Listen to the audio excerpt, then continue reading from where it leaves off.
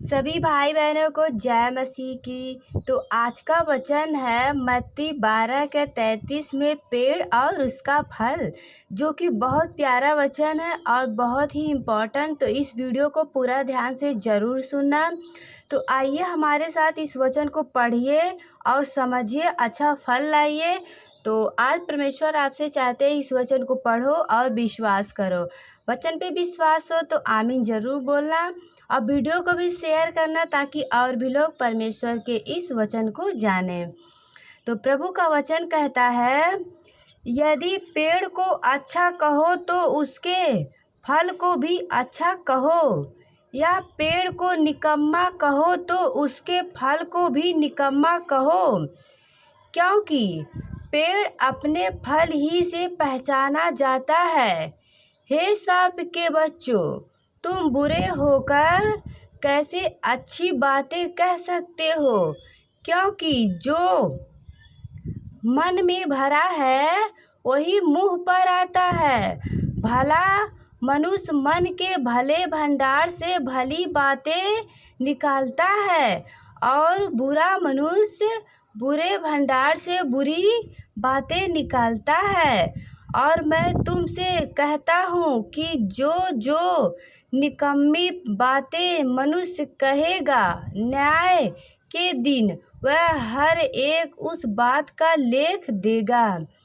क्योंकि तू अपनी बातों के कारण निर्दोष और अपनी बातों ही के कारण दोषी ठहराया जाएगा। आमीन। देखिए, प्रभु का वचन कहता है, जब न्याय का दिन आएगा, हमारे कामों के ही हिसाब से हमें न्याय किया जाएगा। जैसे ही हम इस मुंह के वजह से दोषी और निर्दोष भी ठहरे जा सकते हैं न्याय के दिन। इसलिए जैसा वचन में लिखा गया है, ध्यान से समझना। वचन कहता है कि तू अपने ही मुंह के वजह से, जो बातें तुम्हारे मुंह से निकलती है, वही बातों की वजह से तुम न्याय के दिन दोषी या निर्दोष भी ठहरे जा सकते हो। हालेलुया।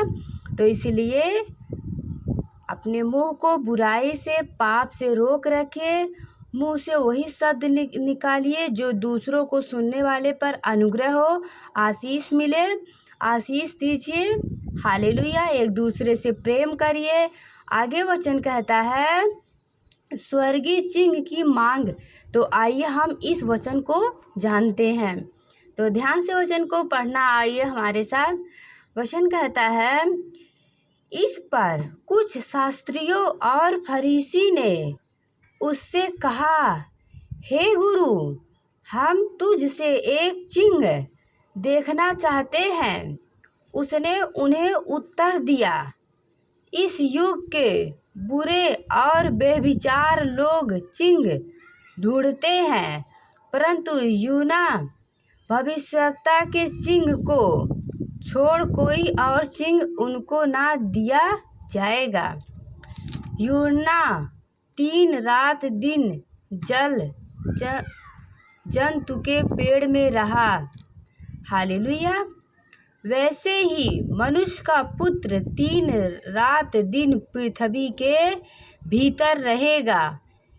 99 के लोग न्याय के दिन इस युग के लोगों के साथ उठकर उन्हें दोषी ठहराएंगे, क्योंकि उन्होंने यूना पर प्रचार सुनकर मन फिराया, और देखो यह वह है जो यूना से भी बड़ा है। दक्षिण की रानी न्याय के दिन इस युग के लोगों के साथ उठकर उन्हें दोषी ठहराएगी, क्योंकि वह सुलेमान का ज्ञान सुनने के लिए पृथ्वी के छोर से आई, और देखो यहाँ वह है जो सुलेमान से भी बढ़कर है। आमीन। हालेलुया।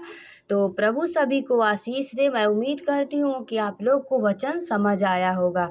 तो ये सारे वचन मैंने आप लोग को बताए हो, मत्ती 12 का है। तो मैं उम्मीद करती हूँ वचन समझ आया होगा। तो मैं कुछ और वचन आप लोग को बता रही हूँ, तो ध्यान से वचन को सुनना।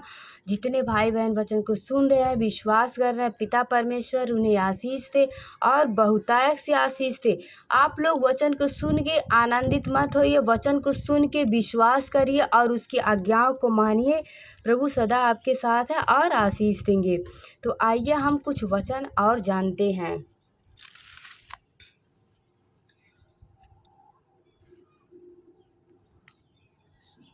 यहाँ एक वचन है 10 मुहरे का दृष्टांतर। तो ये वचन मैं आप लोग को बताने जा रही हूँ, तो ध्यान से वचन को सुनना।